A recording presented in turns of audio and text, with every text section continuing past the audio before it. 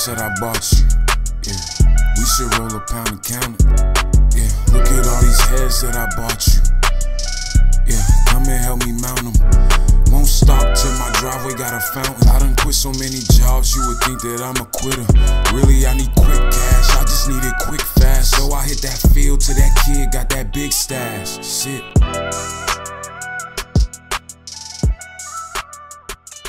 Yo, you already know what it is. You're listening to The Urban Product. It's your boy, DME. And it's your girl, Imani. And if you can see, if you're listening, you can tell because you don't hear Rich's voice. He's not with us right now because he's recovering from surgery, so he's going to be gone for a couple of weeks.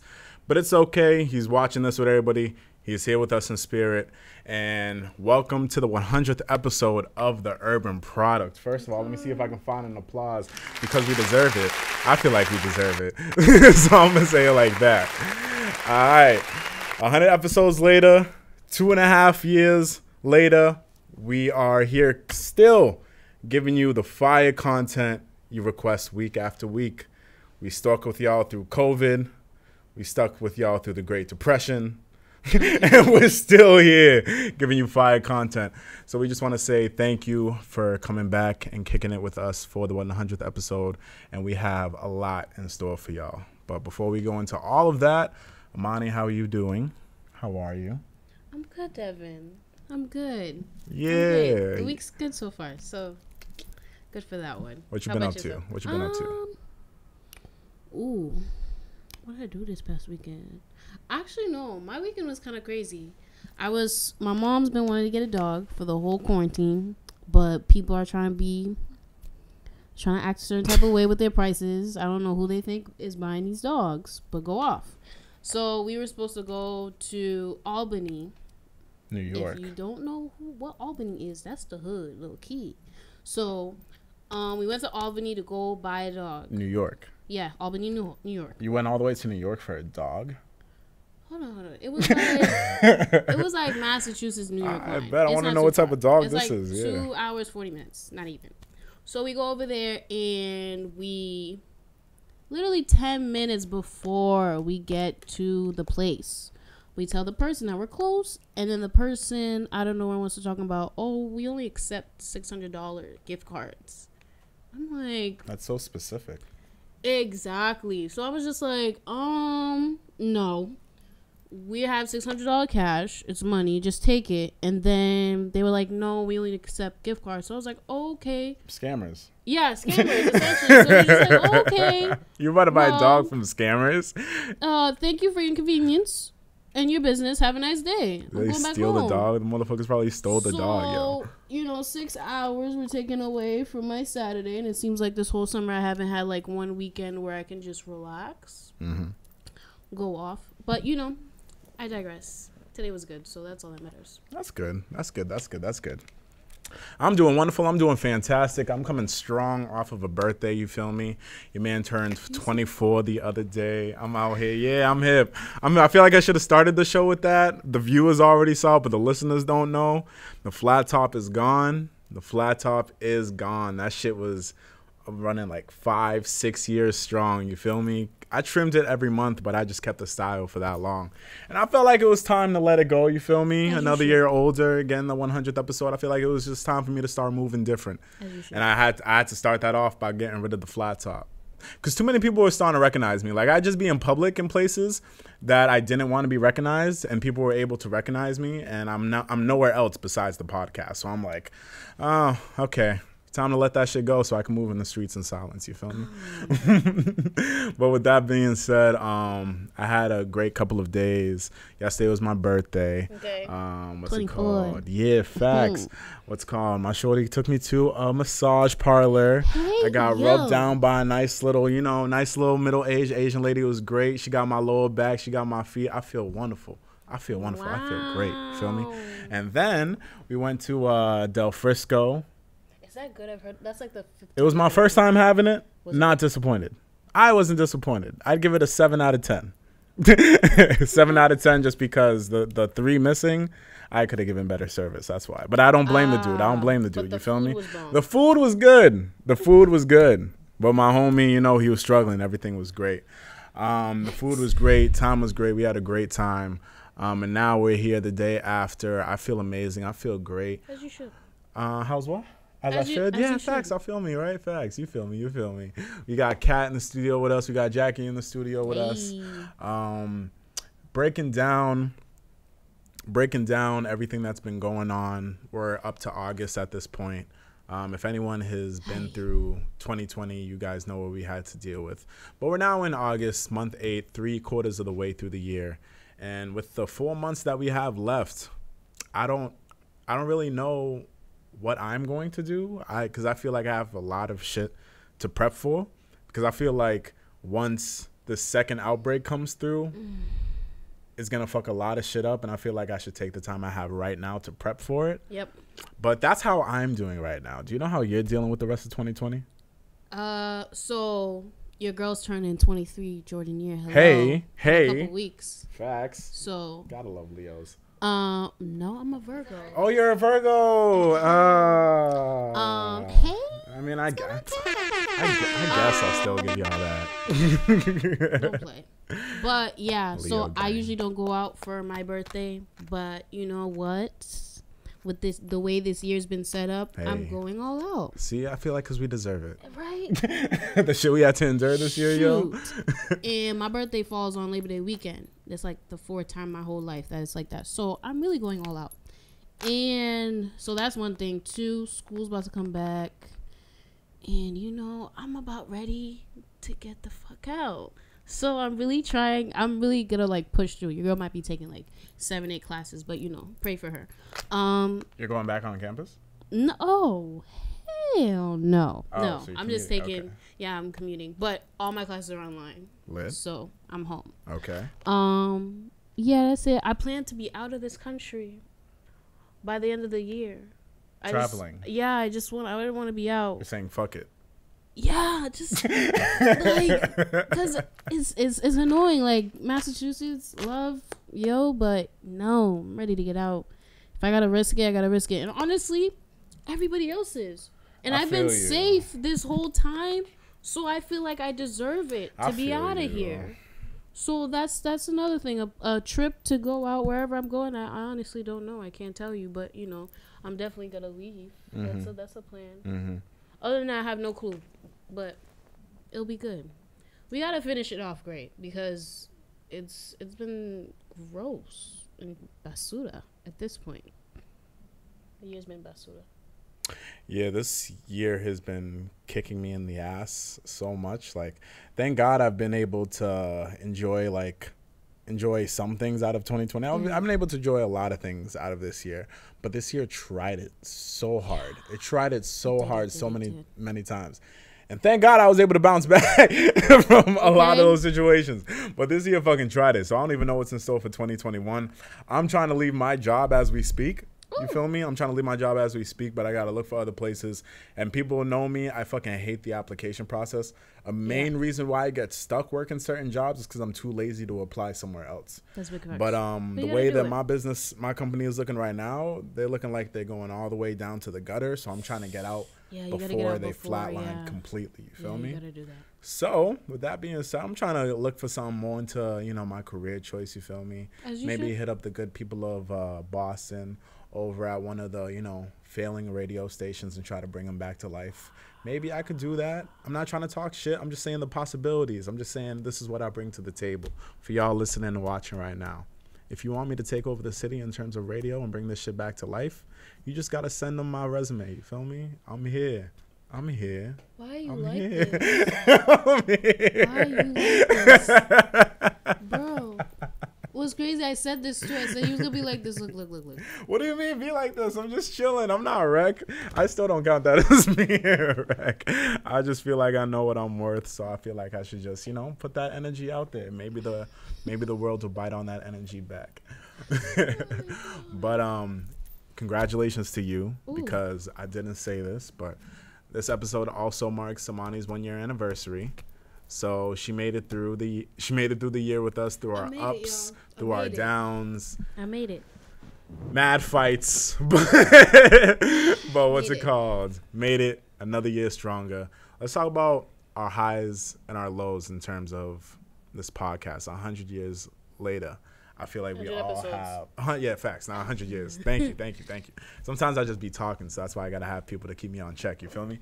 But let's just reflect on the 100 episodes that we had. You joined in about like episode 61, so you have about 39 episodes under your belt. Quick math, you feel me? You had about 39 episodes under your belt. Yep. How do you feel? I feel good. I feel like I was struggling at first. I ain't gonna hold you. I was struggling at first, you know. Like I told y'all, my first episode, I always talk. If you know Virgo, we're always complaining about something, okay? But, you know, now I actually have like an audience. I got people that's listening to me. So I have to not only be able to voice my opinion, but do it in a way where it's understandable, but not offensive at the same time. Yeah. So, yeah, it can be offensive. That's y'all. I've gotten wrecked a couple times. I'm not going to hold you. I've looked at the past episodes. But, you know, I try my best. So, I digress. But I feel good, though. I feel good. I'm happy. It's changed me in ways that I didn't realize until looking back at the whole let's game. talk about it. How? Well, for one, let's see. Certain things that I had said in the podcast that I was very firm on, your girl went through them. And as a result, it changed my mentality and my thought process. So you talked mad shit. I talked mad shit, and God went and told me about myself. Okay? Told me about myself. So, praise God. But, you know, you gotta learn. Life and learn, you know, life has a good way of kicking you in the ass and telling you about yourself. And this podcast was one way of doing that. Let me give you a piece of advice when it comes to this podcasting game. You feel me? You might realize maybe sometime later when you look back that you might have said some wreck shit, might have said some fucked up shit. Never take that shit back. Stand firm on your word all the time. You feel me? Never take any of that shit back. I don't take it back because at that moment, I said what I said. You get what I'm saying? At the moment, I said what I said. I said what I said. But God said something completely different. So, I'm good though. It's okay. God said something I'm all right. different. I'm still breathing. Yeah, facts. I remember the conversation that we had about a year ago. Well, before you joined. Okay. Like, it was about a year ago. Rich came to me with the idea of adding a third person to the show. Okay. And I was like, okay, I understand why that would like benefit the group and benefit the show as a whole also. Okay. So the search began, you feel me? He went looking for people. I went looking for people. And one of the days came and Darnell was like, yo, Imani said she's interested in joining. And I was like, Imani. Now, Imani was somebody I've known for years. You feel me? I've known Imani for years. How Darnell knows Imani is completely besides me. So, like, I just know her for other mutuals. But I've known her for years. So when I heard that she was interested in joining the podcast, I was like, oh, interesting. I was like, oh, interesting. Okay. I didn't completely dub the idea. I might have thought about dubbing the idea in the beginning, but I gave it a chance. You feel me? I let it come on to the show. We had an episode, I gave it a trial run, and I said if shit goes smooth, then we could talk about it. Then that was episode 61, Get Nutty. Y'all know how that episode turned out. We had a great time. So I was like, hey, you know what? I like Imani's energy. Imani don't take shorts when it comes to me or Rich, you know, which both of us hand out L's in shorts very easily. And Imani is here to combat every single one of them. So I like that about her. Even if I'm wrong, I'm still going to do it. She's still in her corner, so I fuck with that about her, you feel me? So I was like, all right, cool. Imani can be a wonderful addition to the show. And here she is, 39 episodes later, joining us on our 100th episode, you feel me? For me, myself, I feel like my journey to get into this point, obviously, this podcast went through many stages and forms. We were recording in a college radio station. Then we went to recording in my house, in my room, in my living room. And then about a year ago also, because July we hit our 1 year with MCM, the studio that we're in right now. So yeah, then about a year later, we were granted the studio. So I went through it all, through its lows, through its highs, through the peak points when we were kind of like running shit with the BLM movement and just other things like that. I was there for a lot of those points. And I think what makes me, I'd say, proud is the idea that conversations that weren't being had before were now being held within our communities and like group of friends and even people we don't know. I'd have people like message me all the time. Like I have no idea who these people are, but they maybe caught a clip or they maybe heard a soundbite from the show and encourage them to have communities and their own groups of people. And sometimes that's dope.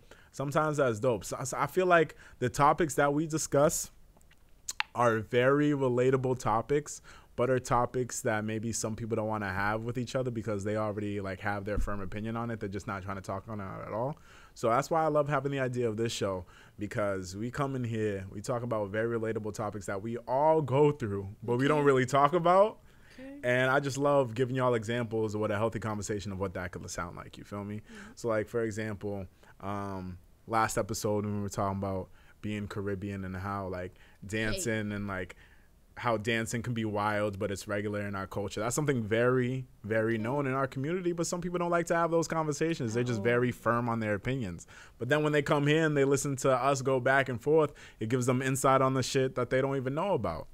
And people come up to me all the time like that we hip them the shit that they that they didn't know about. And sometimes people be coming to me and they be teaching me shit about I don't know about. So it's dope. You feel me? It's a all hands in, no hands out type of thing. You feel me? So that's great. In terms of lows, I think like every creator, like every entrepreneur, you go through your lows where you feel like maybe things aren't moving on track, or maybe you're not up to par. Well, no, not in your eyes. Okay, like it could be better. Yeah, things could be better, or things aren't moving on the right track in terms of like time. If you feel like you're supposed to be meeting deadlines, sometimes that can be like a thought in the back of your head that would kind of make you like doubt yourself or discourage you. So I've had a couple of those in my road, but I'm happy I was able to kind of just jump over that hurdle, or even with the discouragement that I may get or the doubt that I might have had, I was happy that I was still able to move forward with it and just go ahead and just keep doing this shit. Because with everything that's been thrown my way, I'm completely aware of all the challenges and all the hurdles that come my way. You feel me? But I think a very important thing is that I at least know everything that's coming my way. You feel me? And I'm just preparing for that. And when it gets to that point, I'm going to hop over that bitch and keep it pushing. You feel me? Here we are 100 episodes later. There's still a pandemic outside. The streets aren't safe, but we're here. We're here. You feel me? In terms of this podcast, how has it changed the conversations that you've had with people in your day-to-day life? If it like done that at all? I feel like it allowed me to essentially try to like make myself better in terms of how I voice my opinion, because usually I kind of just talk off, and usually I feel like people don't understand what I'm saying because I don't articulate it in a way that's understandable. So now I feel like when I do speak, I try to make sure that my voice is heard and that people actually understand what I'm saying. And also I'm more bold with it. Like, I feel like I can speak. I feel like I can speak with no care in the world, because at the end of the day, it's my opinion. And even though it doesn't necessarily go together with what somebody else is trying to say, at least at the end of the day, I know how I feel and I'm set in my ways. And again, unless God puts me in a situation where he feel like I need to change my ways, I'm gonna stick to them. So I just know how to speak better, and I have no problem speaking my mind. And if it's too much info, then it's cool. But like, can you tell one of the L's that you had to take? Because like some shit you said earlier. Okay. And also, wait, hold on, turn your mic too, so that shit's facing you. Okay. Because I'm curious, because I remember you said that, and I feel like there's like so many things where that could have meant. But I'm actually curious to know what was the L that you took, if you can speak on it. Let me see. There was a couple of them, so I'm trying to see which one I can speak about. Freak, because we had a lot of conversations. Yeah. Don't kill me. 100 episodes worth. Okay. I think it had something to do with like my friendships. It wasn't my relationship or somebody I was dealing with. It was somebody else. It was one of my friends, and she was dealing with something, and the situation was that. Oh, you know what? Scratch that. Okay, I don't care, because I'm 22 years old, and ain't nobody gonna tell me about myself, because I already know. Okay, so I said I would never have a one night stand, and your girl had one, and yeah. Okay, that's not bad. Shit, it's not bad. Like you were talking shit about it. No, I was talking shit. I was like, I would never do this. I would never be in that predicament. Child, when I say Lord put me in that predicament, you saw yourself the next morning like, look, damn. When I tell you the stories that I've heard from people about one night stands, I was like, oh, this would never happen to me. Nigga was talking never. Nice. Never happened to me. Literally, it happened to me. Like when you wake up and you're hungry and you eat some food and then you go back to sleep and then you're like, and then you wake up afterwards and you're like, damn. So that did happen. Okay, cool. But that's a part of life, though. It's a part of life. It's cool. All right. Fuck it. You feel me? Whatever. We're still young. You feel me? We're still young. Don't play about me. I'm still clean, holy. I still take care of myself. Okay, don't play me.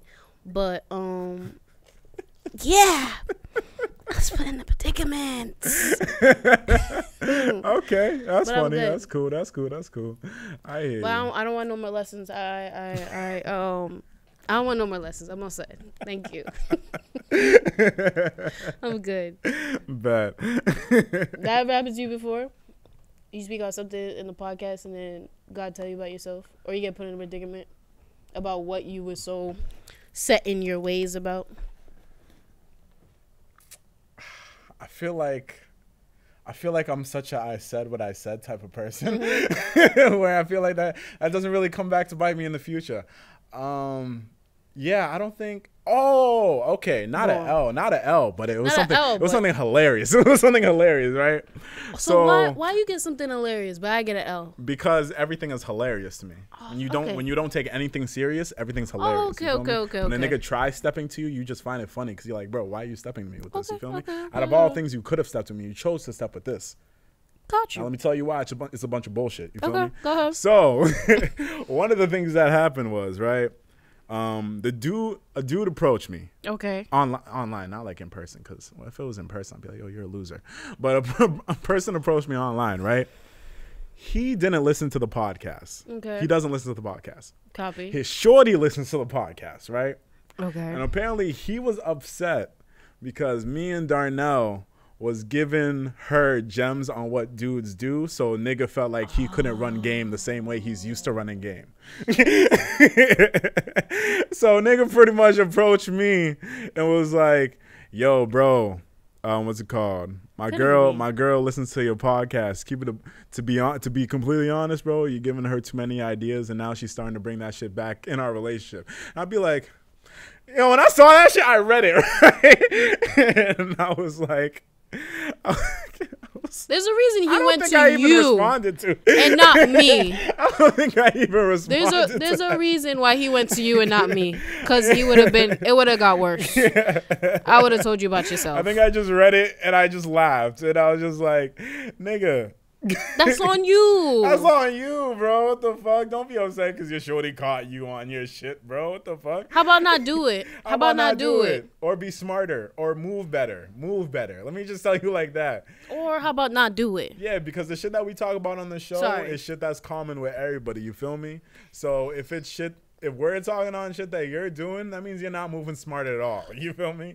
Honestly. So that's on you. Honestly. That was a funny thing. And if it wasn't for them two, I promise you somebody else would have gave her the game. So that's on you. Facts. Get it together. Facts. And grow the fuck up. Because whatever we were talking about on the show, that's on some little kid shit. So yeah, and on some other get it shit. together. And on some other shit, there's probably a bunch of shorties that have absolutely no idea what the male mind or how men think, any of that shit, that also come to this podcast. And then the game that we give them, they go back and apparently everything's all better. So it's like, it works. We give gems. Imani gives gems. We're just here to help everybody. You feel me? If you fuck up, you fuck up. I try. But also, if shit ends up better for you, you're welcome. Yeah. You feel me? But yeah, those are one of the moments that happen to me. It always makes me laugh when I hear shit like that. But it just lets me know that you're speaking real shit. That y'all are having the conversations that y'all need to have. You feel me? Okay. It's great. Y'all are having the conversations that you need to have. So all that shit's great. Anything else that's about the podcast? Yeah, also with the podcast, I was also happy with the amount of guests we were able to do so far. Like I was looking back at the previous episodes, and I was happy with the guests that we've had. But moving forward, I think, and it's really dope the fact that I'm discussing podcast logistics with the with the audience. I was thinking that moving forward, I'd like to have more members of the community. I know I bring in a lot of musicians because music is something that I'm very fond of, and it's kind of what I base this podcast off of. But there's a lot of other dope people in the world. There's a lot of dope members in the community.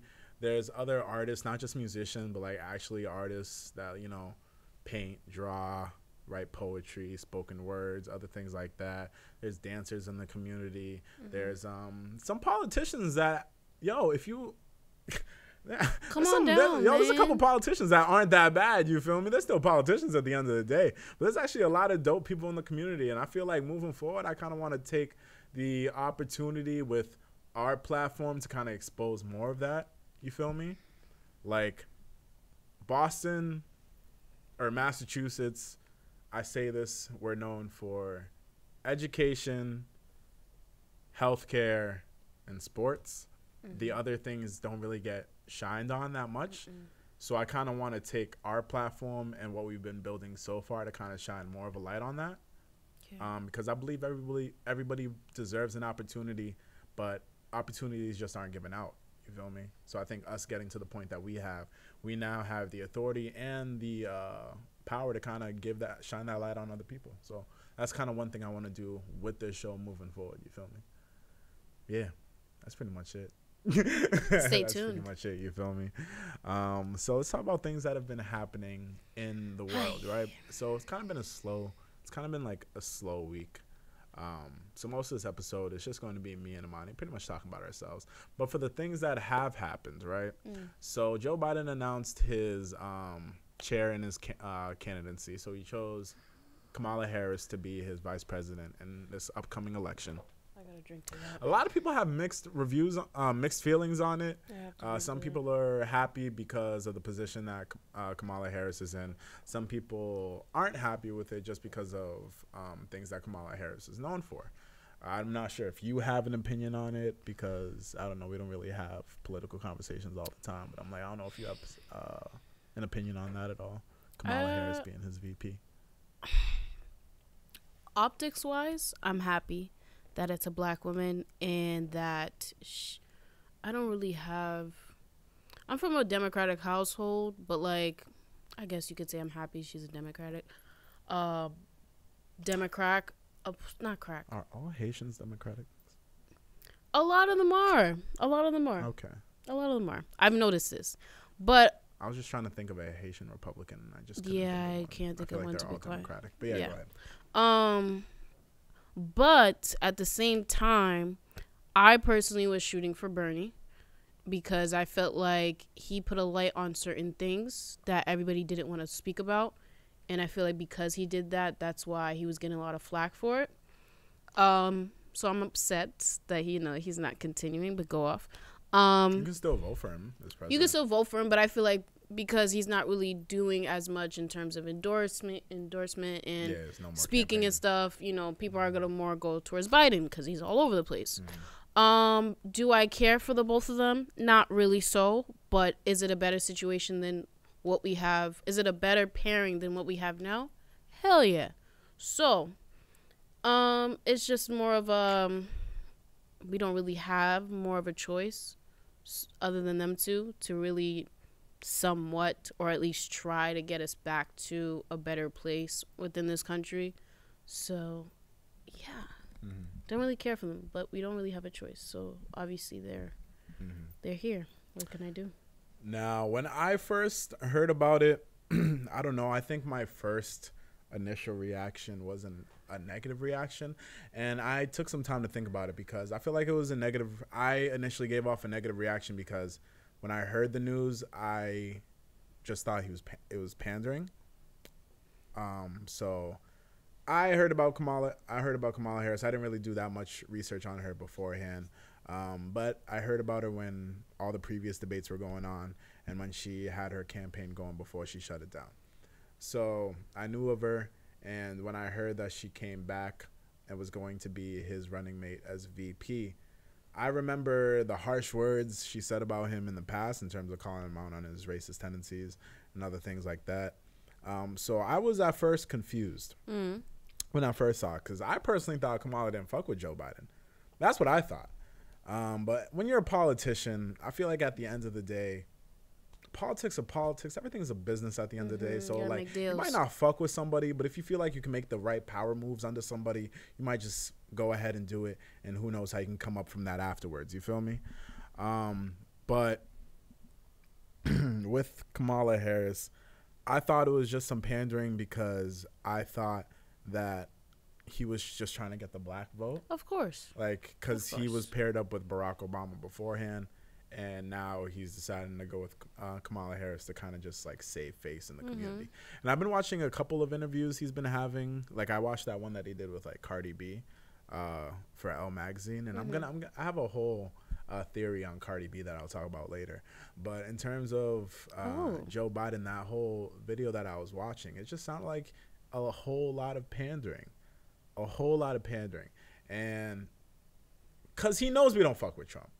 You know, that's like a proven fact. Like, black people don't fuck with Trump. The ones that do fuck with Trump, they're coons. Okay. I'll just say it like that. The ones that fuck with Trump, they're coons. You feel me? You got coons and then you got black people. That's how it is. Okay.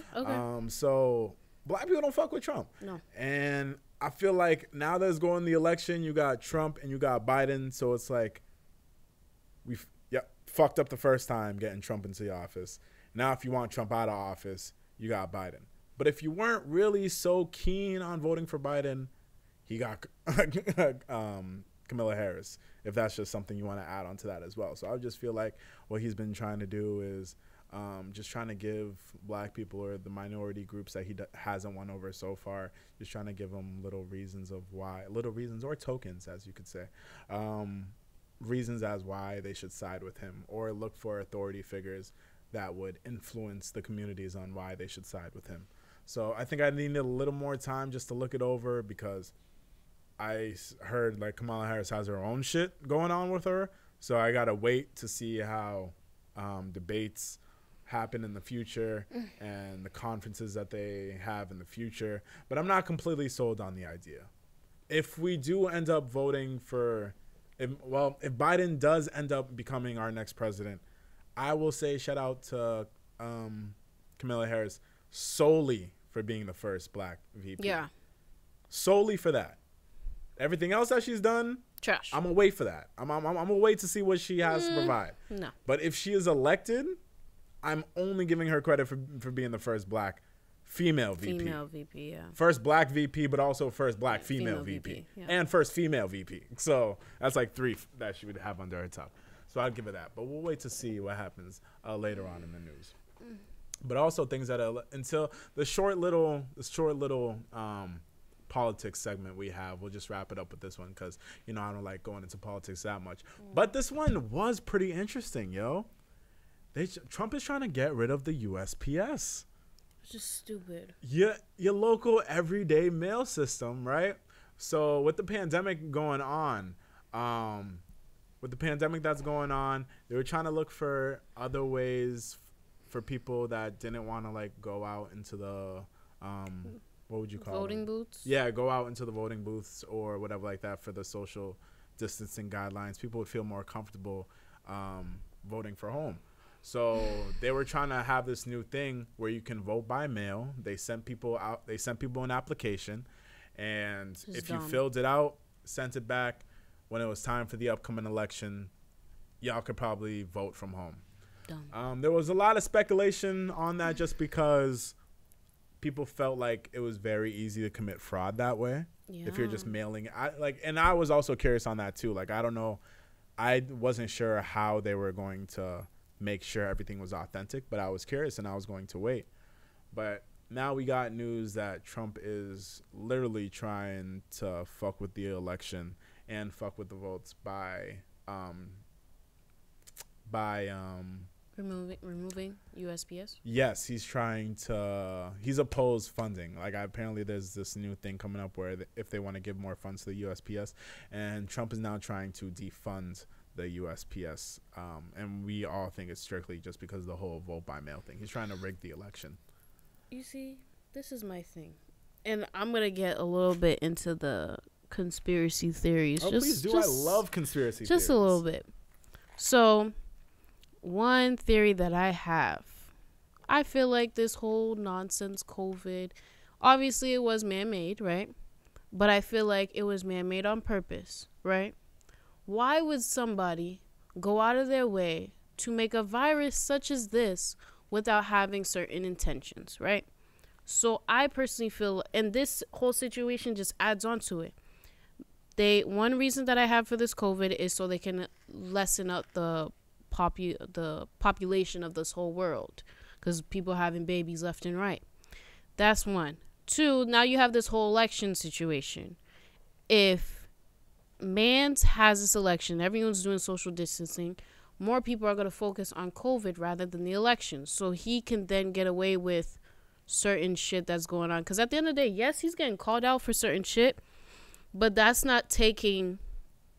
the COVID is taking precedent over the election shit as much as we want to say that it's not. So with this whole COVID and social distancing, he's now able to do, or he feels like he's going to be able to do more shit, such as committing fraud through mail, because now majority of the people who vote are older people. Mm-hmm. So if you're killing majority of the population that is dying is older people, and then on top of that, the ones who are left, they don't feel comfortable to go to the voting booths, and then now you want to defund USPS. This was a game. And I feel like somebody up there in that damn White House did this. They paid somebody great fucking money to go and disperse this I don't want to just say just a virus. What's the name in the Bible? I can't think of it. But this just plague, essentially, all over the world, just so Mans can be in the office another 4 years, even though he knows he can't. That's the thing that's not making sense to me. But he's committing. Go ahead. But this came from China. It don't matter. I still feel like. So you think that COVID or the coronavirus happened specifically for the U.S.?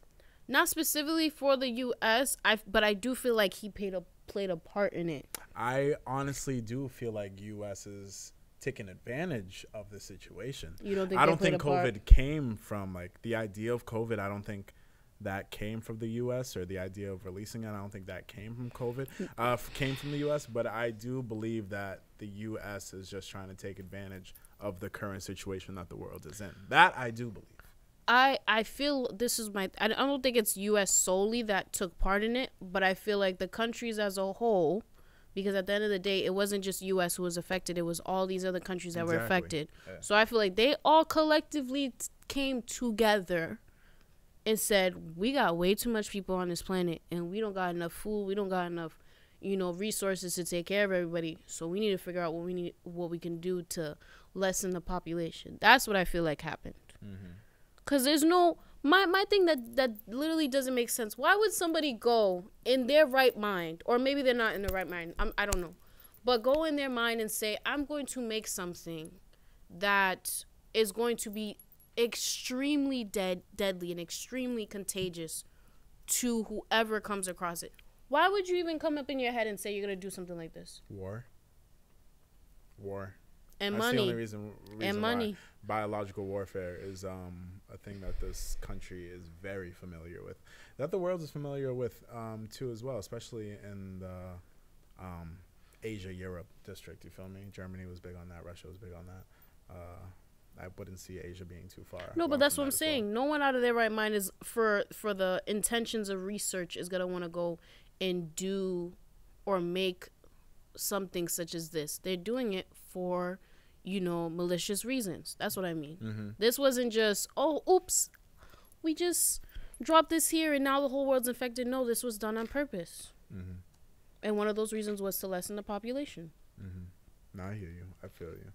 That's one of my theories. So do you Sticking by think? it.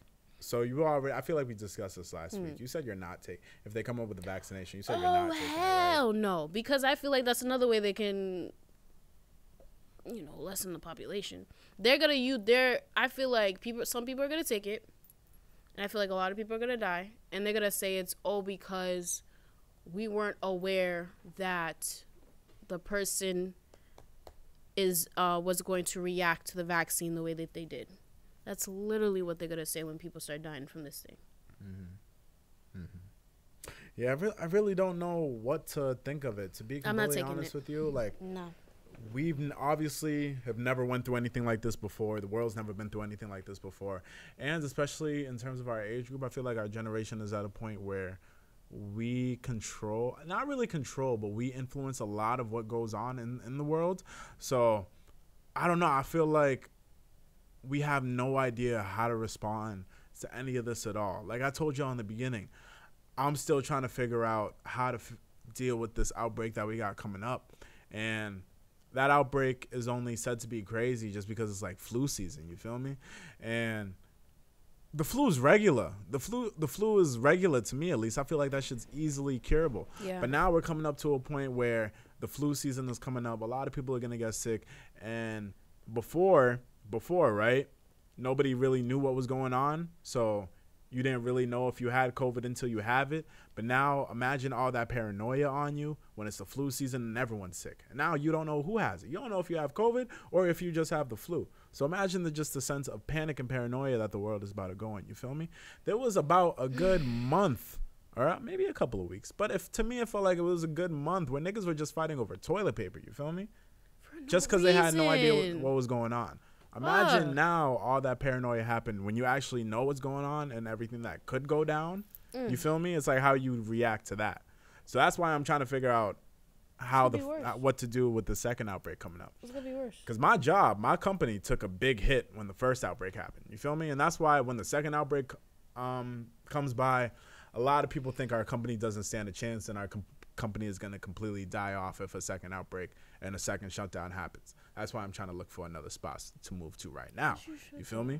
But with all that going on, I can't look to other people for advice, or I can't look to maybe older figures to tell me the right things and the right steps to take, because none of us have been through this before. You feel me? So I don't know. I really don't know. Like normally when I move through life, I never know what's going to go on. You feel me? My slogan is I normally take it a day at a time. I'm cooling. I take everything a day at a time. You feel me?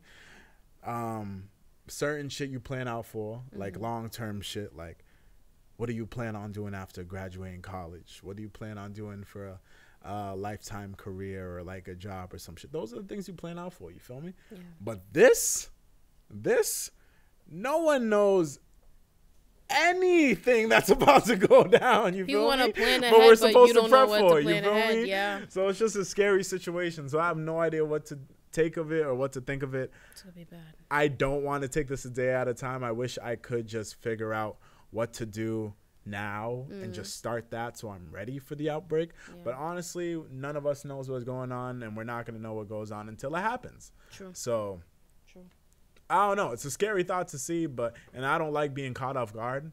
I'm normally prepared for a lot of shit. Even with the most saddest shit and the most traumatic shit, I'm normally prepared for it. So I normally know how to take shit well. But when things go out of my control, and in a couple of months, this entire world is going to go out of control. But when shit goes out of my control, you feel me? I don't know how to make of it. I don't know how to take it. So tune in a couple of months. I'm not going My outside. mental space during the episodes, we have no idea Will we even be in the studio in a couple months from now? I have no fucking idea. I'm not you going feel outside. me? But we're gonna take it day by day, step by step, and just keep good faith. You feel me? I guess for reasons like this, I don't know if this is a controversial topic, but I guess for reasons like this, I understand why religion is a thing, because niggas need something to believe in. You feel me? If you're a non-believer, I understand why niggas need religion and just something to believe in, because a lot of people are just going to God and praying that all this shit goes away. I'm all over here and be like, yeah, God's alright, but I actually got to deal with this shit. You feel me? So I see why people like fled to that shit for this. It's shit. stuff like this that makes people believe that he's coming. Because the more I keep thinking about it, and the amount of shit that's been going on these past couple months, I would not be surprised if he came sooner or later. I will scream on the third day if he comes. Listen, I will scream, and on the third day, listen, I wouldn't be surprised. All right, cool. Now that we got out of the political and the sad shit, I feel like I want to like start having some fun with this podcast. But hold on, I have to find some shit because we have to discuss this. Where is it? Can't search it up. No, I found it. You best believe I was gonna find it because I want to know what were your opinions on this shit. You feel me? My song. Is this your song? Yes. Okay, let's wait for my computer to load. You feel me?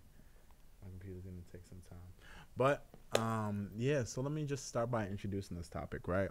So it's another moment in the world where women are being successful, right? This is successful women living their best life and doing what they love doing, you feel me? 7 days a week. Talking about themselves, going out with their girls, having a great time, talking about their wet ass pussy, talking about their fat asses, what they're gonna do. And what happens?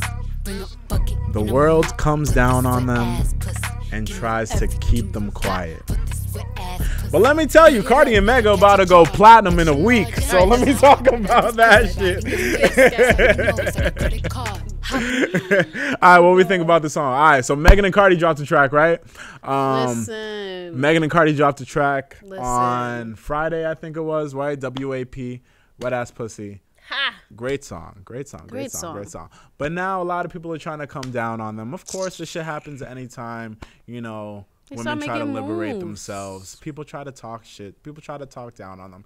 Even though I feel like sex has been a selling point in hip hop since it started. You feel me? Sex has been a selling point in hip hop since it started. And like, yo, you can't even say like, yo, they talking crazy because like, yo, niggas were listening to Lil Kim. Niggas were listening to all the other shit where shorties were going off.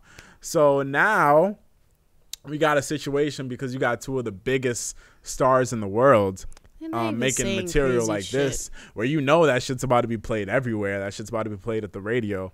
I'm just waiting for the day that it plays in my job because I'm just going to look at all the white people and just see how they react. But yeah, what do we think of this song? They dropped a track. What do we think of it? I think it's better than Hot Girl Summer. I don't mean to compare, but I personally think it's better than Hot Girl Summer, even though that was a banger. You feel me? No, I do too. I was thinking about it, I was like, beats dope, lyricism. Listen, because it was so relatable. Everything they kept saying. Relatable. It was relatable in the sense Talk that. your shit. Okay. Let me fix myself. It was relatable in the sense where, like, we all knew what they were saying. There wasn't no, like, wait, what is. No, you knew exactly what type of vibes they was on when they was writing it. Okay? You knew what they was talking about. You knew what type of moves they were describing. Okay? That song's lit. That song's on some. That song was fire. Okay? I love that song. I really do. I didn't even say anything. But this is the thing.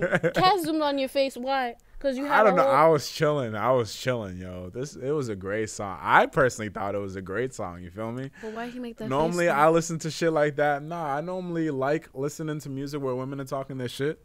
Because I like listening to women talk their shit. I love listening to women talk their shit. You feel me?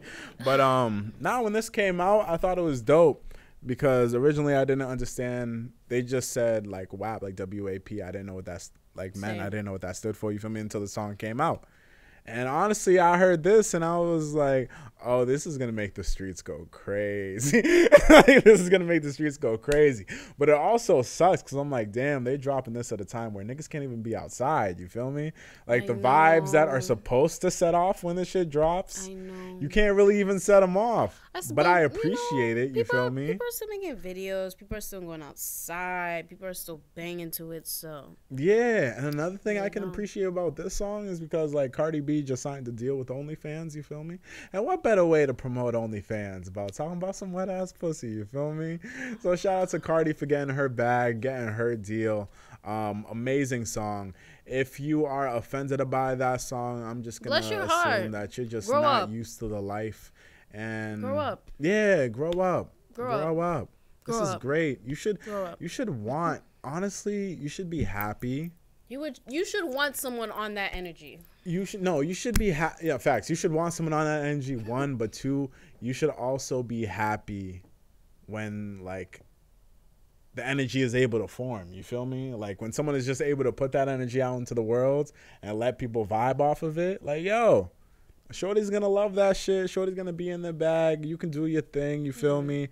And then when it's time for you, you know, you might be feeling nice. You might feel like you can slide on a shorty, you feel me? And then this song comes out, give shorty all the type of energy that she needs. And who knows, niggas can make moves. Because, dudes, I'm telling you, dudes, you be thinking y'all be running games on shorties, but shorties be running a lot of game on y'all. You feel me? Shorties be running a lot of game on y'all. So be happy when they get something like this that gives them that type of energy, which makes them move forward with the shit that they plan on doing. You feel me? Be very happy. Because, yeah, that's all I want to say with that shit. But congratulations to Cardi and Meg because that song is about to go platinum.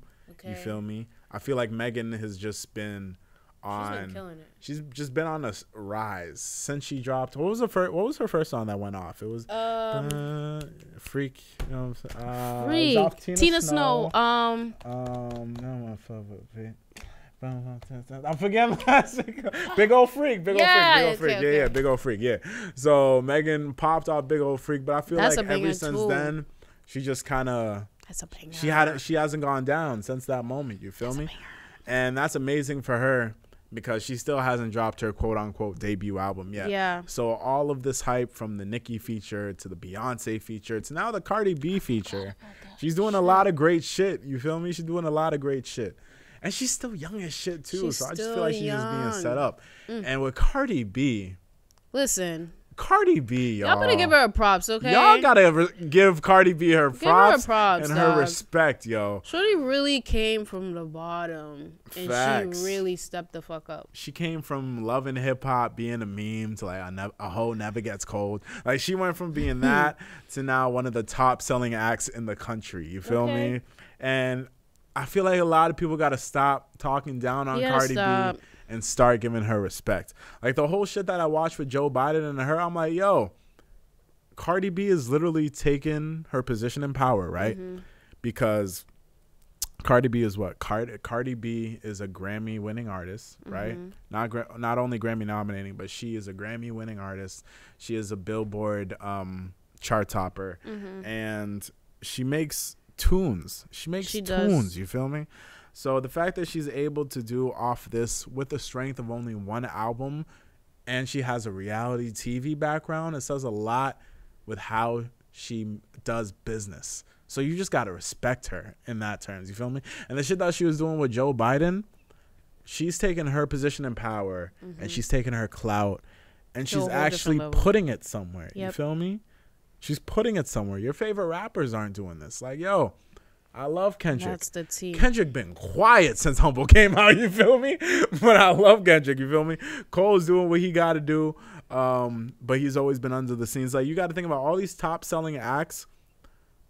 Cardi B is actually doing some shit much more than what your favorite rappers are doing. So y'all got to give her praise and her shine because she deserves this shit, you feel me? So I'm happy that she was able to go platinum with the song. And when she does come out with her second album, because I'm assuming this is like because this is a big single, so you can't just drop this and not come out with an album afterwards. You feel me? So I feel like this is probably the first big single off of whatever album she has coming up.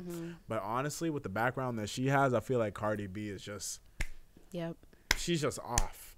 She's just off. And we said this was gonna happen too. Yeah, we said yeah, Meg we was said gonna pair up with Cardi sooner or later. So well, yeah. But the thing I love about Meg is like, I don't know why. Sometimes I feel like men and women, but sometimes I feel like music or hip hop at the end of the day is like competition on some type of level. You feel me? Like I feel like certain people don't work with certain people just because of competition. yeah, But Megan is out here working with everybody. All the top shotters. And here's the thing. She's working with everybody and she's holding her own with everybody as well. That's you feel true. me? That's Held her own with Nicki. Held her own with Beyonce.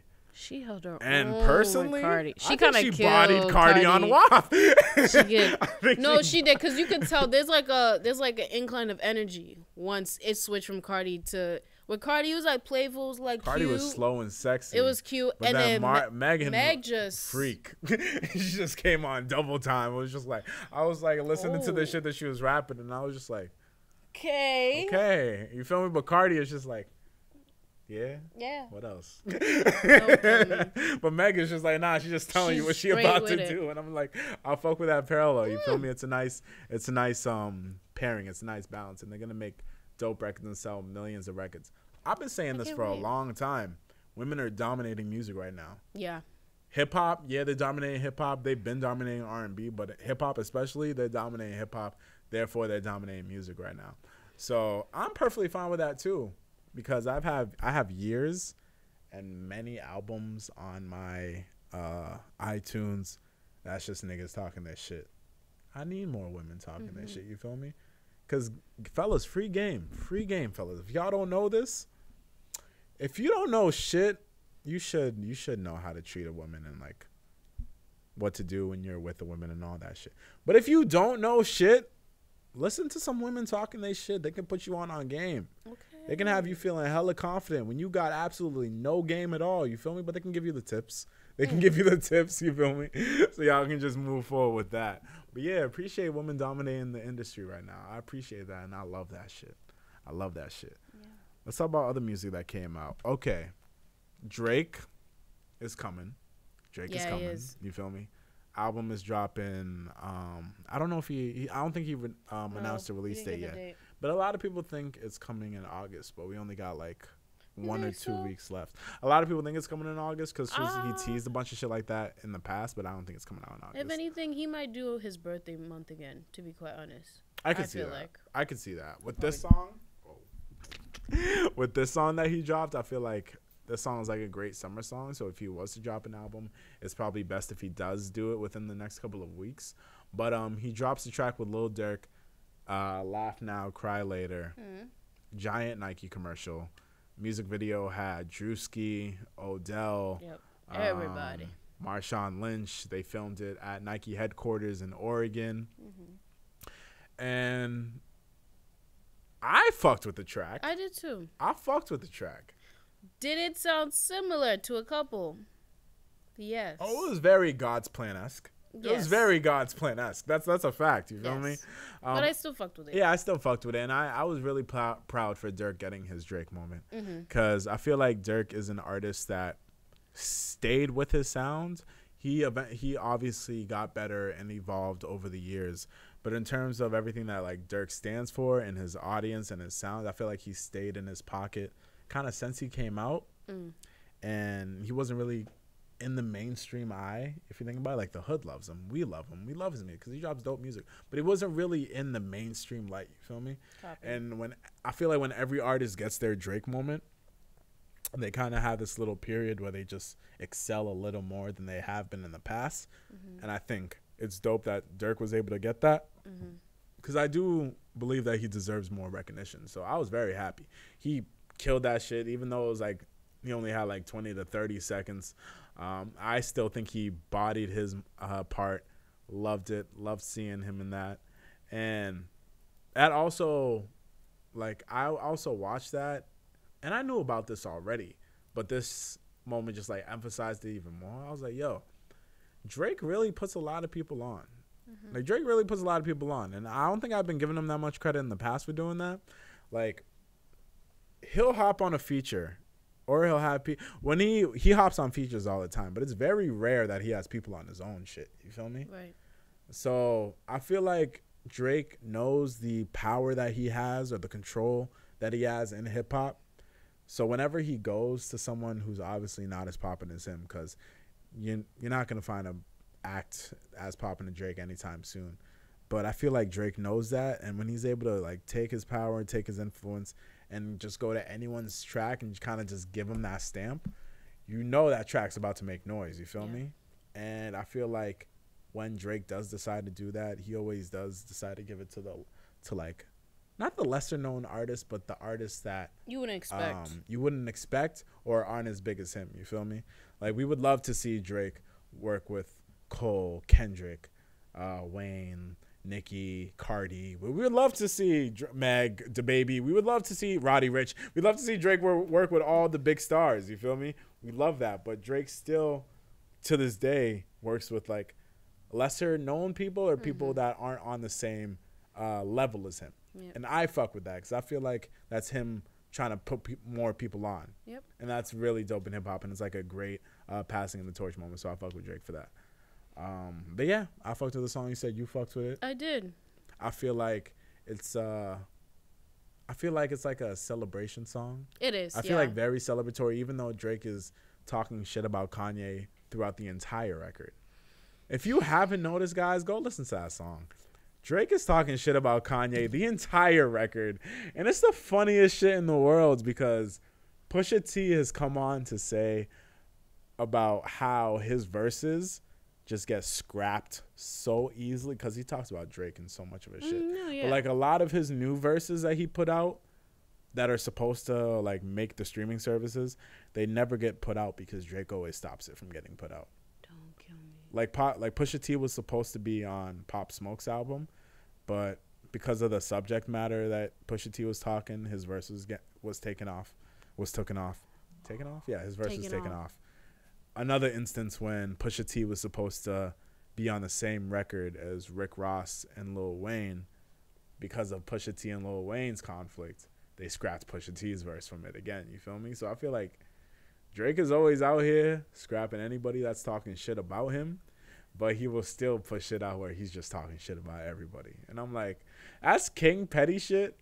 But you gotta respect the nigga for having that type of power. You feel me? He's King Petty, but you gotta respect him for having that type of power too. You feel me? Other music that came out, Cash Page dropped her debut album. I'm not sure. Are you a fan of Cash Page? Are you hip to her? I'm somewhat hip to her.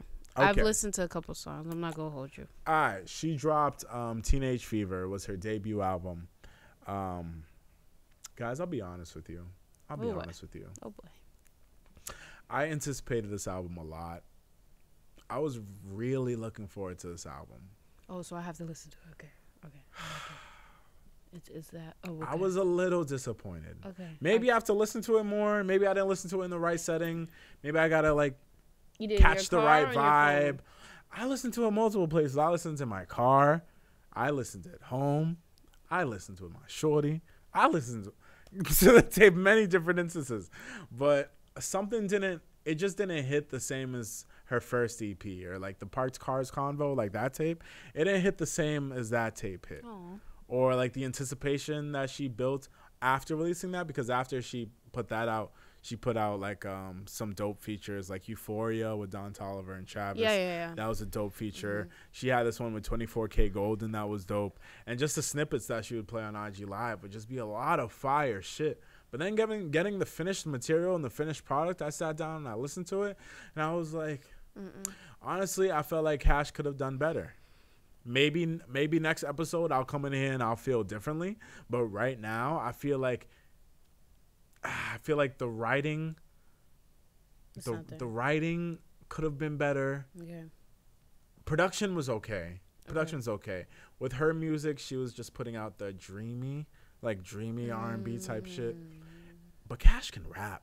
That's the thing. She was singing on all this shit. But Cash can rap, yo. Well, maybe that was more an executive decision. Maybe. I don't know. Instead of her decision. Like, they probably thought she would have probably made more money or branched out more if she went with the dreamy flow rather than her rapping on it. Yeah, maybe. Because her, like, popular track was Love Songs and, like, Jaded After, which are kind of that dreamy R&B type of sound. So I can see why she would think maybe going a whole album with that would be a good idea. But honestly, after listening to that album, and I'm going to listen to it more, but after listening to that album, hey, yo, 6'4" knocks out many tracks on that album. 6'4" knocks out a lot of tracks on that album. Euphoria knocks off a lot of tracks on that album. You feel me? So I feel like, I don't know. But she's young and she got time. Yeah, I learned the other day that she was only 19. Oh. For some reason, I thought she was older. Like maybe like around our age or a little younger than us, but she's only 19. So she has mad time to come up with better shit. You feel me? Mad time to come up with better shit. Give her time. Did you peep Burna Boy's album? Of course. I will say this, though. I feel like African Giant was better. For sure. Okay. No, I agree with you on that. I agree with you on that. But I feel like I only feel that way because African Giant to me had more of that Afro beat like sound to it.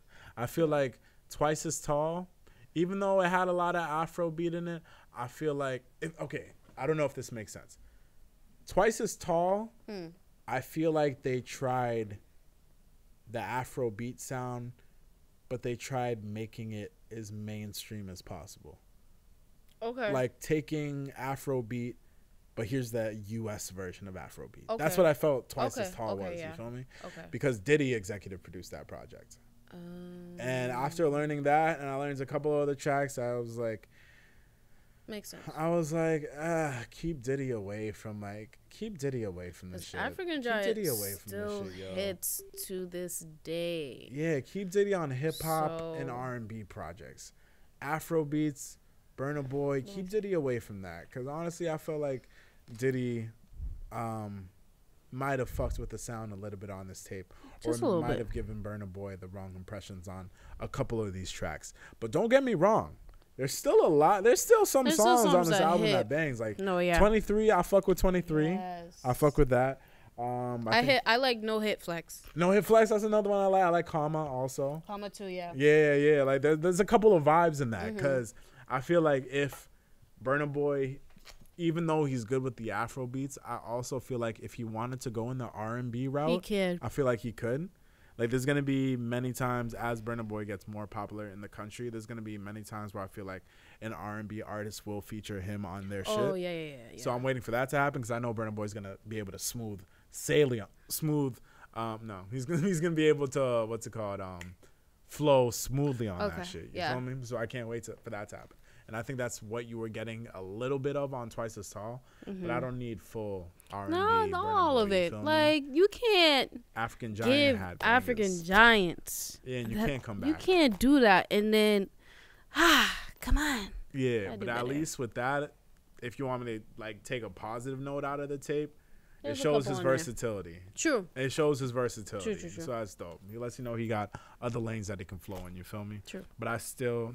And I think it's because also it wasn't that much time since he dropped African Giant. Yeah. Like African Giant been like dropped a year. last year.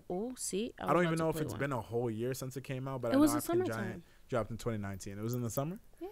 Yeah, so I think maybe he should... I feel like African Giant now can still get played perfectly fine. You feel me? I was listening to it all weekend. Yeah, so I think if anything...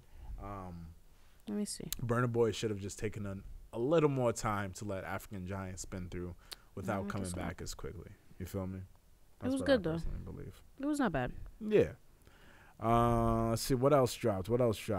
Cousin Stiz dropped 2 songs. He dropped a 2-pack over the weekend. Crocodile Tears and Macaroni. You love Crocodile Tears? I do. Okay. A lot of people had mixed reactions on this song. Or on the 2 songs. I fuck with Macaroni. Crocodile Tears, I feel like is kind of a sound that Stiz has been accustomed to. Yeah. Like the Suffolk County sound, even though he's not rapping the same as he rapped on Suffolk County. Production-wise, I feel like it's the same type of sound. So that's dope. What I don't like about Stiz is I feel like Stiz can rap. Stiz can rap. I feel like Stiz has bars. I've heard him deliver bars countless times on many features and projects. What he's doing now, I feel like he's trying to catch that mainstream light. Yep. Because This is window. yeah, and he's signed to a major label, and I get it. Sometimes you have to do things to appeal to certain people. I get it. You're a signed artist. You have to go mainstream at some point.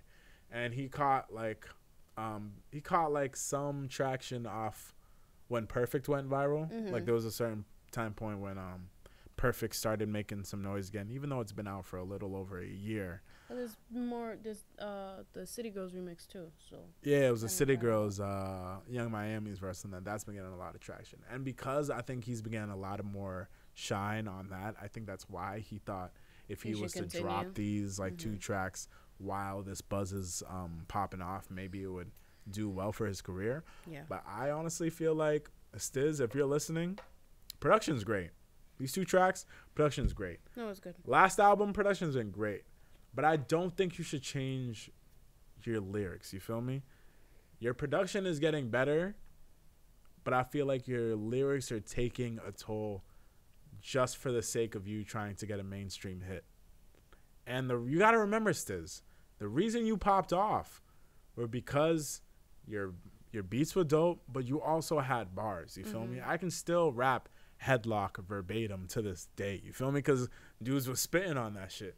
And I don't think he has to fall in the line of like these other mumble rappers or like these other rappers that are just catching one hit and flopping off after that, because I think Stiz has enough talent and potential to be in the game for a while. Yeah. I don't think he has to drop a one-hit wonder and just be off. I think he has enough potential to be in the game for a while, but I think now since he's signed, him kind of being the only person in his demographic being like from Massachusetts and Boston and things like that, someone being of his magnitude and only being the only one kind of signed to a major label at the moment, I can understand why he might be influenced to go in a different direction. But I promise you, Stiz, you're good, if you bro. go back into the bag we all love you for, a lot of people will catch on to that shit too. You feel me? Don't fall into the mainstream shit, because Not yet. don't fall into the mainstream You're shit good right too, now. please. Juice WRLD and Weeknd dropped a track, Smile. Before Juice WRLD passed away, one of his goals was to make a track with The Weeknd. So it was only right that this song came out and he was able, even though it happened after his passing, he was able to, get that one check, that one goal crossed off his bucket list, or one of his wishes. Dope song. I don't feel too crazy about it. It's, to me, it's just another song, but it's Juice WRLD and The Weeknd, so it's going to sell. So that's dope. I'm always happy. Anything Juice WRLD does, if it sells, he's great because he make hits. So that's what's up, and I'm happy about that. Coi Leray dropped a project also.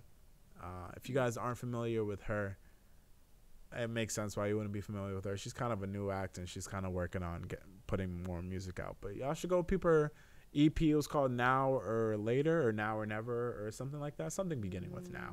Y'all should go peep it because it's a really dope project. I really fuck with a song called Do Better.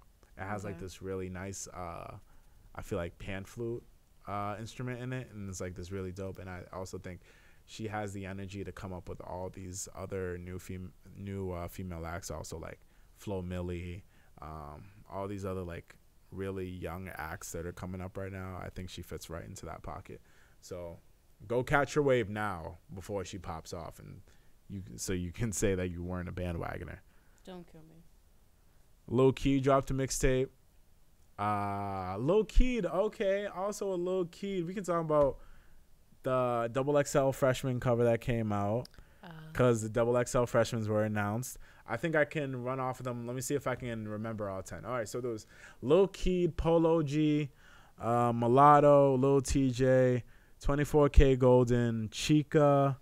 Let's see who else. Rod Wave, NLE Choppa, Fabio Foreign, Baby Keem. Yeah, that was all 10, right?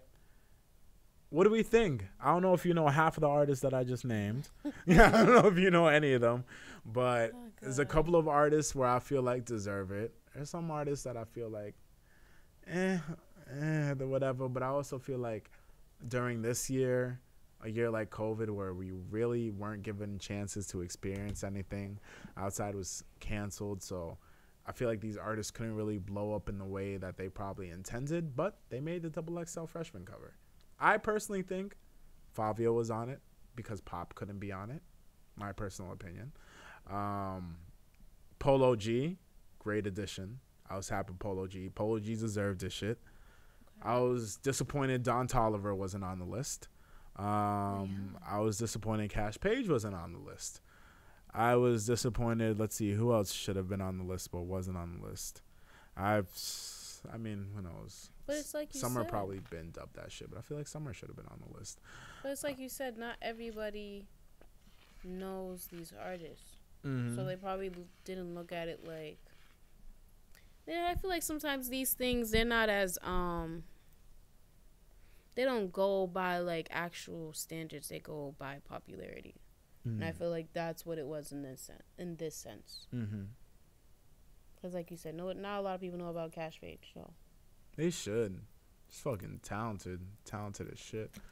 And I'm not going to knock on any of the artists that have made it, because out of all the artists that I've seen, I understood why they were chosen. A couple of artists, okay, I'll keep it a buck. I really haven't heard of Mulatto until, like, recently. I know she was young and she was, like, on this TV show, mm-hmm. and she was, like, popped off from there. And then I know of, like, these two songs that made some noise as of late, like, recently. Mm-hmm. But in terms of, like, the rest of the year, I don't really know that much of Mulatto. But I was happy. She's making moves elsewhere. That's why I said for me it's popularity, because she's more known based off of the TV show and also TikTok and Twitter and her. Yeah, and I'm always going to be happy when women make the cover. Stuff. I'll always be happy when women make the cover also. But who else was another person that... Baby Keem, I'm going to keep it a buck with you. Orange Soda is the only thing that I really know. Orange Soda and hits. It hit, but it's like, that's it. Did anything else really hit after Orange Soda? Invented it. Huh? Invented it for me. Invented it? Mm-hmm. Oh, that's a song. Yeah. Oh, okay. See, I don't know that song. I'll go back and I'll listen to that shit. But I don't know. I feel like Orange Soda was the only one that made noise. Was the only one that went viral. Mm-hmm. And even though that went big and it had a dope video to accompany it with, I feel like maybe if he was put on the cover last year, like if it was on 2019, yeah, I could see that. Now I feel like 2020, I didn't really hear shit about Baby Keem. Mm. Yeah, and if anything, I feel like Orange Soda did drop in 2019, right? Yeah, so I don't even get why he's on it this year. That was one. And another one, 24K Golden. I know of a song that he did with Cash Page, and that's all right. But just himself, I don't think he was deserving to become a XXL freshman. But everybody else that was listed, yeah, I very well understood why. Oh, Jack Harlow is another person I forgot. Jack Harlow got XXL freshman too. He deserved that shit. He's been killing it lately. Oh, okay. So shout out to him. Yeah. He's been killing shit lately. Shout out to him. You said Alicia Keys and Khalid dropped the track. Yes. I didn't peep that one. It's a nice, like, dreamy type of song, but they got the guitar in the background. It's nice. I like it. It was good. I didn't. For me, I was shook because I was looking up new music to clean my room and stuff. Then I saw it and I said, so Alicia Keys is she's coming back. Okay, cool. And it was with Khaled, so I had to listen to that. So I was cleaning to Flo Milli the other day. Oh, that's what's up. It was a vibe. Okay. It was a vibe. Okay. Like I was just ironing my clothes, and it was like dicks up when I walk in the party, and I was like, okay. So I was like, this is what older people must feel like when the younger music comes on. I was just like, oh, this is what the hip kids listen to. That's cool. Wow. But yeah, if y'all aren't hit to Flo Milli, let me tell you right now. She's young and she's very new in the game, so it lets me know she has a lot of time. Shorty can rap. Yeah, she can. Shorty can rap. And I don't know, it just has those like playful bars where it's like it's like, you know how like youngins talk this shit? She's a youngin talking her shit, but like, you know, she's a woman. You feel me? So it's just from a different perspective. So yeah, and you love hearing, like, I don't know, like, she's one of those ones that, you know, those shorties where it'd be like, you know what, I can take your nigga, I can take your blah blah blah blah, and you know what, period, all that shit. Yeah, that's her. I fuck with her for that shit. You feel me? It's like she's a young city girl. In my opinion, she's a young city girl, but she can actually rap. Don't get me wrong. JT can rap. Oh, I was about to say. Young at Miami be coming through time to time. JT can rap. JT can rap. Young at Miami be coming through time to time. Flo Milli can rap though. You feel me? Flo Milli can rap, so make sure y'all go peep her. Oh, and also some good cleaning music. Snow Allegra, some good cleaning music. No, yes. She makes some great cleaning music.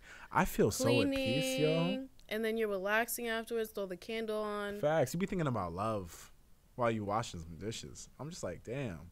Hear the birds chirping and shit. I'm just like, yo, this is life. It's a whole vibe. That's crazy. It's a whole vibe. I love me some Snow Allegra. Whole vibe. I love me some Snow Allegra. It's a whole vibe. All right. Do we want to? Is it time to wrap up the show? Do you want to wrap up the show? Is there anything else you want to talk about? It's the 100th episode after all. I know. Damn. I don't know. You have nothing? I feel like I've said everything that I wanted to say. Hold on.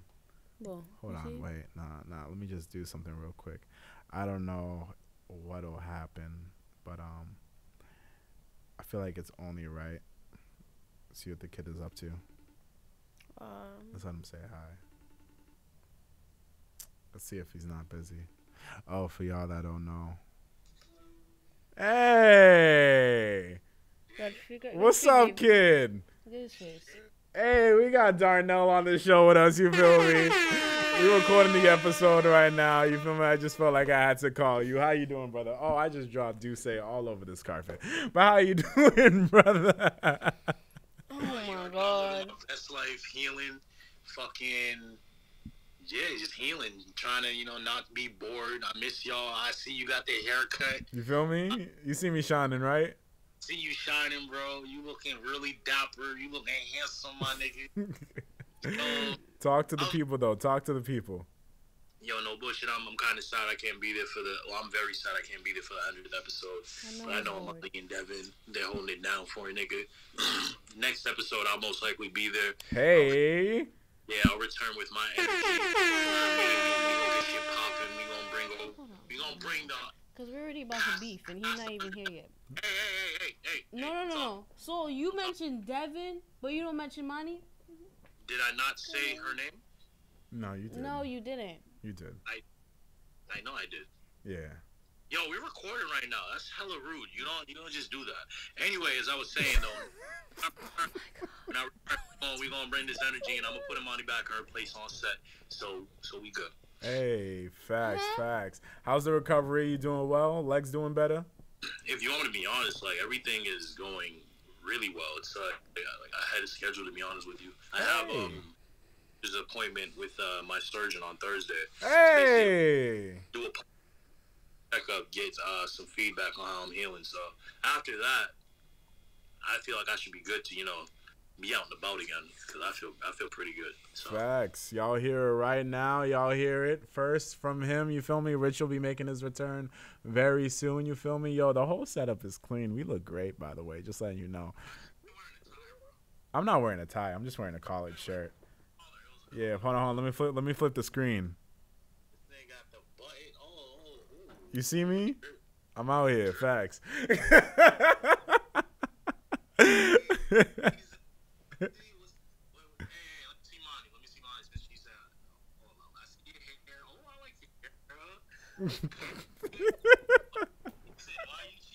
Oh my God. Nah, what's it called? But we just wanted to at least get you called in for the 100th episode. You know, we're wrapping everything up right now, but we at least wanted you to make sure you got to speak your piece. You feel me? Oh, one last thing for the viewers. Sure. Follow me on Instagram. All right. All right, bye. Bye. See you later. Niggas been following you. Fuck are you talking about? All right, brother. I'll catch up with you soon. Yes, sir. All right, be easy out there, all right? Love. Facts. All right, that was rich, y'all. You feel me? I feel like he just had to get his word in for the 100th episode. All right, everybody stay tuned because, you know, actually, no, I'll do it as my reality check. Yeah, let's go into reality checks. Yeah, let's get into reality checks and we'll do vibes of the week and then we can get out of here. You feel me? Hit me with camera 1, please. Matter of fact, nah, I think it's camera 3. Yeah, nah, her camera. There you go. Go off, Imani. Reality checks. Oh, I forgot. I am second. Okay, bet. My reality check is basically the theme of what we've been saying. If you had said something in the past, regardless of whether you changed your mind or, you know, life lessons came at you crazy, you said what you said at the end of the day. So keep that energy. The same way you had that energy from the moment you said it, keep that energy from when you take that L. Or if you don't take that L, then you said what you said. But That's yeah, a fact. that's it. That's a fact. And then for my vibe of the week, hey, let me just say it, 100th episode, special occasion. Guys, let this be an example to y'all. Let this be an example to y'all. Any idea that you have or may have, and you might have second thoughts on running through with it because who knows? You don't know the support that you'll get with it. You don't know if things will flow right. You don't know if things will fall in line right. Take a shot. Take a chance. Go right after it. Because honestly, you don't know what will come from it, but in the same breath, you don't know all the good shit that might come from it, yo. You don't know all of the amazing opportunities you might be given after chasing what you want. You never know what opportunities you might set up in the future after going after what you want. Like, I don't know. When I created this podcast a little over 2 years ago, I'll be very honest with you. Where we're at right now, You didn't expect it. nah. Where we're at right now in this setup, this studio, this painting, cat, none of this, like, nah, like, I didn't see any of this coming, you feel me? I thought, honestly, I was going to be, if I still did this podcast, I thought I was honestly going to be home, kicking it with the homie, press record, and press done, and put it out to the world, and then we just move on with our daily business. I never thought I would come here, do something that I love, talk about things that were important, but also have other people out there relating to what I'm saying, but also believing that what I have to say and what, like, you and Rich have to say also hold value and importance as well. You feel me? Like, we come in here week after week. Now we come in here on a bi-weekly basis. But beforehand, we came in here week after week giving y'all the best content that, you know, y'all deserve. You feel me? But we come in here week after week, sometimes not knowing how things are going to pan out. You feel me? Sometimes I come in here and we'll film an episode and I feel like we did an amazing job. Like, after every episode, I look at my crew, I look at everybody, I'm like, yo, y'all did a great job, because that's what I believe. You feel me? And sometimes I never know how it's going to pan out to the audience. I never know what the response we're going to get. But regardless of all of that, I'm still happy with the product that we put out, because it's genuine, it's authentic, and nobody can top us but us. You feel me? Hold on, let me put up a minute. You hear that? Nobody can top us but us. You feel me? So with that being said, any ideas, any dreams that you have that you feel like you want to see happen, go ahead and make that shit happen. Your tools, you have mad tools at your disposal. Guys, listen, right? The studio wasn't here before, right? Shout out to the wonderful people at Medford Community Media.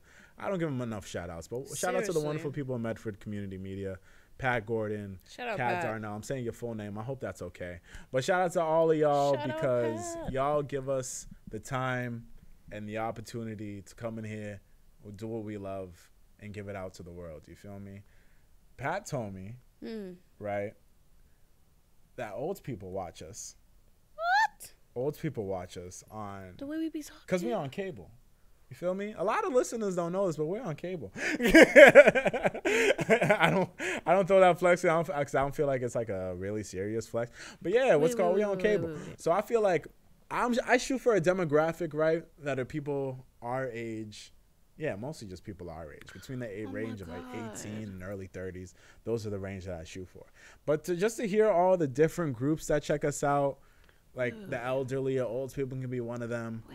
The youngins are another them. I just never know who's listened. But I'm just always grateful to the people that we're able to reach because they seem like they're fucking with us and we have shit to provide.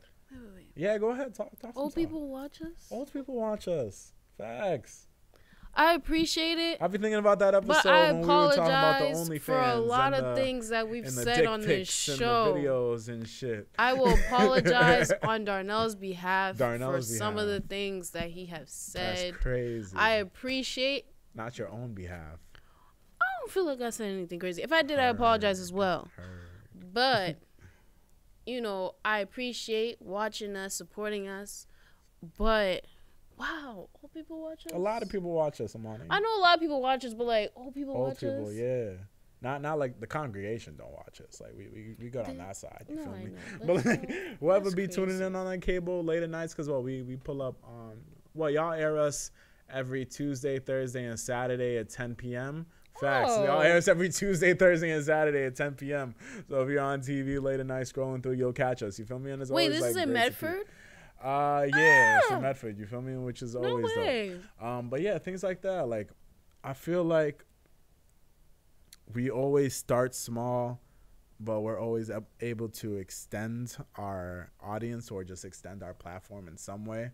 Like I said, the studio was a big help because the studio helped us become more active on our social media pages. Like, our Instagram used to just be us letting you know when an episode dropped every week. Like, we used to not post anything else. It would just be letting y'all know when a new episode was out. But because of the studio, we now have the visuals, and now you guys have different segments and videos that you guys can go back to. It's kind of like a time capsule, you feel me? And sometimes I'll be going back to old episodes, and I'm just like, yo, this shit was trash. And I'm like, I don't think it's trash. I think all of our shit is great. I think the topics we talk on are gold. But I'm just thinking, like, damn, yo, like, my mindset at that time, like, when I thought, like, oh, this is quality to put out, I'm like, oh, I was bugging. But now that we get to this point, I just like to sit back and be like, well, damn, look at the growth. You feel me? I'm like, damn, look at the growth. And I'm just happy that we're able to go through that with our listeners. You feel me? With you coming on, like you said, it was rocky in the beginning. But we were all rocky in the beginning. You feel me? We were all rocky in the beginning. It took me 100 episodes to get to where I'm at right now in terms of how I do this podcast shit. It took Rich 80 episodes to get to where he's at. It took you 40 episodes, you feel me? But we all got to where we are, and listeners and viewers can go back in the past to see where that started, to watch our evolution to where we are now, and to watch and to see us propel in the future. Because I'm 24, newly 24, facts. I'll be 23. She's going to be 23 soon. But look at everything we were able to do with just what we were given so far, you feel me? The world's our oyster. There's so much more shit that needs to be done, but there's so much shit that can be done because we have the support of all of you. And I support y'all, and I appreciate y'all for that. I thank y'all all the time, but it's, I don't know, I feel like it's very necessary and important for me to, you know, verbally give that thanks or verbally give that gratitude, because I really appreciate all of y'all, you feel me? I really do. I don't mean to, you know, get all sappy and shit, because I'm not a sappy ass person. but I appreciate all of it. You feel me? I appreciate all of it. And with this, I hope we only go up from here. Yep. I want to take all of my people with me, because if you look back at the podcast since episode 1 all the way to episode 100, I tried incorporating all of the important people in my life in some way. I tried incorporating all the people in this podcast, because I know the potential that this shit has, and I know what it's going to be in the future. But in the same light, I want to see all of my people come up with me. So people might not have seen it in the past, but yo, if I let you come on the show, or if I wanted to have a conversation with you, it's because I know where this is going. And when this eventually does pop and people look into the past, I want y'all to be held in those same conversations that I'm held in. You feel me? I want to create jobs for people. You feel me? Like, I say I'm going to turn this some way. I'm going to somehow turn this into an entertainment empire. You feel me? It's starting with just the urban products. I know I'm spitting a lot of, like, game and my goals and plans into the camera and into the podcast. And I don't really do it because, you know, I don't like announcing my moves because I feel like, I don't know. I feel like it's better to just move on the low. But I also like sharing with y'all because I like connecting with y'all at the end of the day. You feel me? So I plan on turning this into a media empire, an entertainment empire, where I'm creating jobs for all of y'all. You feel me? I tell you, there's not a music scene in Boston or Massachusetts. There's not a music scene in Boston or Massachusetts because the art scene isn't respected and it's not appreciated. Yeah. But I feel like if you have something and you put it into the forelight and you kind of give people no choice but to look at it, then things will just follow up afterwards. You feel me? Because look at all the guests that we've had. I'm not going to toot my own horn or anything. But the guests that we've had on the show went on to do great things. I'm not going to say it's because of us. I'm not going to say we gave them that clout. But it's just a way of showing that people are actually out here doing great and amazing things. And it's our job to just expose y'all to them. You feel me? It's our job to put y'all on game. Because there's mad artists, mad amazing people doing great things. And if you follow up with them after they leave this show, you can see right now they're doing great things. Some of y'all wouldn't have been able to peep that if it wasn't for the show. And I'm happy that y'all have us to look at that for. You feel me? Because you go to the other hip hop capitals, like you got the New Yorks, Chicago, LA, Atlanta, Florida, all these heavy hitters in hip hop, and Boston, Massachusetts. I mean, you know, a couple of people. Not really. If you want to say Stiz is making it happen, if you want to say Joyner is making it happen, they're making it happen for themselves, and that's great and everything. But in terms of the city and the state itself, there's so much more work to be done. But I do not mind being the person to do it. Facts. I don't mind being a chariot of success for people. You feel me? Because I just want to see everyone make it at the end of the day. You feel me? I know I'm gonna make it, but I want to see as many other people make it as well. You feel me? Okay. So if I can make it, I'm trying to take everybody up with it. You feel me? Ownership. Ownership. Facts. Ownership. We own this shit. A lot of people can't say that they own their own shit, but we own this shit. You feel me? So we control the narrative. What you choose to do with your power is very, speaks very highly on you as a person. People can slip up very easily with power, but it's what you choose to do with the power that, you know, speaks well to your character. And I believe that. And y'all will see that. You feel me? Yeah, that was a long-ass reality check. But, yeah, that was it. You feel me? That was it. I just had to get my little speech off at the 100th episode. I'll give you another speech at the 200th episode. You feel me? Let's go into our vibes of the week. You can go first. Oh, shit. Yeah, facts, right? Fuck. I feel that. Okay. Feel me? Shit. We out here. Give me a second. And also, while she looks for the vibe of the week, can you head back to camera 2 real quick? Guys, I know I mentioned this last week. This is more for the visual people that are watching, not for the listeners because you can't see this. But take a look behind me, right? I shouted out Joey Free the last episode. And I'm going to continue shouting him out. And at one point, he's going to be on the show, and he's going to be a guest. And we can talk about the art scene in Boston and the art scene in Massachusetts, because I do believe it's fleeting, and I feel like we should have more people who aren't ourselves speaking up on it, you feel me? So he's going to be on the show at some point to talk to us, you feel me? But look at this. This type of work, I was going to say this type of shit, but I'm not going to, you know, it's just how I talk, but I'm not going to call other people's like work or their pieces of art. I'm not gonna call it like this shit because it's not shit. You feel me? But this like masterpiece, you feel me? Look at that. Dope. No, look at that. That's me. Bro, do you see my braids? You feel me? I cut off the flat top because you know I don't got the flat top anymore. But you feel me? Look at that. This just goes to show the type of talent and the type of Do y'all see my braids? potential that the state holds. But a lot of light doesn't get shown on it. You feel me? I feel like the theater scene, there's a rich theater scene in Somerville that doesn't get talked about, but that's perfectly fine. You feel me? But all of this dope things, all of these dope people, I just want people to just shine a light on them. You feel me? Because we're going great. But I always got to shout out Joey Free anytime I have this backdrop, and it's always going to be there. So yeah, shout out to him, and shout out to all the other amazing artists. Support your local artists. You feel me? If you know me personally, I'm sorry. I know we're supposed to get into vibes of the week, but with supporting locals, I feel like I stand so firmly behind it. It's like with supporting your locals, right? I like investing in my community. I like giving money back to my community, because at the end of the day, I'm going to be spending the money on something. You feel me?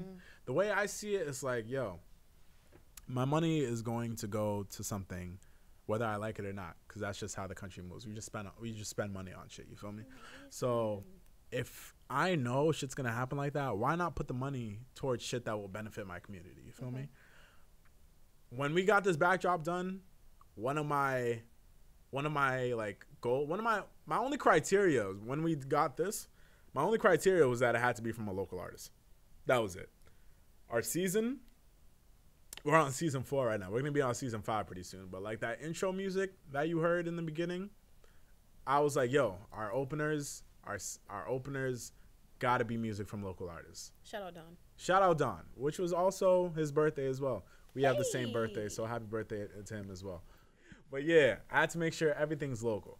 Studio, local. That's obviously going to be local. But the people that I have working on it was all local people, because I just want local people to come up. At the end of the day, when people look at this shit 5-10 years into the future, when people are just looking like what Boston represented or what Massachusetts represented, they can go and be like, oh, okay, that's what the music sounded like. That's what the art looked like. That's what the fashion looked like. This is what the general environment was like. Okay, now I can get a better picture. And niggas will start putting respect on us, you feel me? Because we have a lot to bring to the table.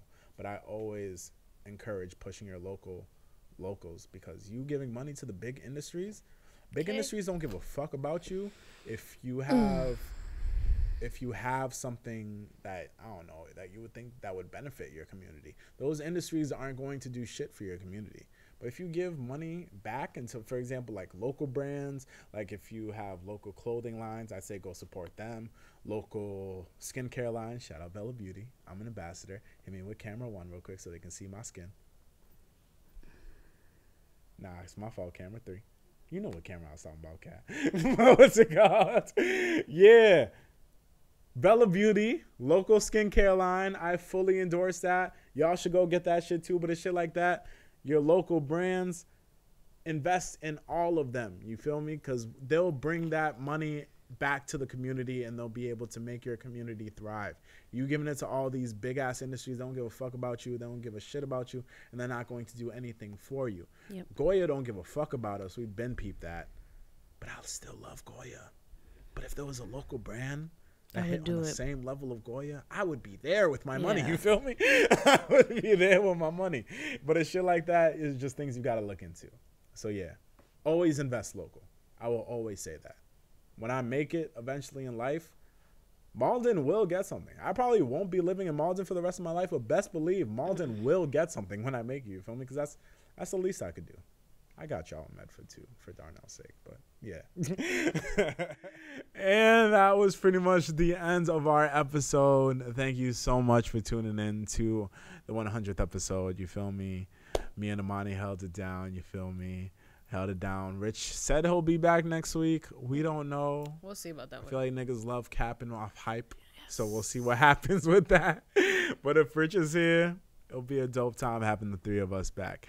And best believe, guys, with everything happening right now, if y'all aren't on, let me tell you right now, if niggas aren't on the urban products wave, hip them, first of all. But if you haven't been on the wave, now is your time. I was kind of like humble, kind of stepped back a little bit, and I was like, if you peep it. But now, after the 100th episode mark, every episode after this is about to be extremely heat. I'm just letting you know this right now. You feel me? Every episode after episode 100 is about to be straight heat. So Talking if you're shit. not caught onto the wave right now, you feel me? If you don't want to be caught behind and be like, damn, I wasn't hip on it, this is your time to get hip right now. You feel me? Get So, it together. Yeah, make sure you tell all of your people about it. We're still selling stickers. I appreciate on, all of y'all guys. posting those around. I appreciate a lot of y'all posting because a lot of people think we're something we're not just because they've been peeping the stickers. And that's great because they're like, they peeping like, oh, y'all are just a podcast? Oh, no, we're so much more. But come in. You feel me? Come in. So we love everyone spreading the word and just continue to spread the word. We love your support. And as you support us, you already know we're going to support y'all every single time. You feel me? And I know I said a lot of shit was going to happen. In the beginning of 2020, I know I said a lot of shit was going to happen. A lot of the shit got canceled because of COVID. 2020. But there's still an urban products banger coming up. We don't know when the streets will be safe. But when the streets are open, an urban products banger is coming. Oh, straight vibes. Straight vibes, you feel me? So just wait on that. Everything's going to be lit. Like I said, after episode 100, everything's going to be popping. So catch up now, you feel me? So you've been listening to The Urban Products. It's been your boy, DME. It's been your girl, Imani. And we will catch y'all in 2 weeks, episode 101. You feel me? Deuce. Peace. Yeah. Okay.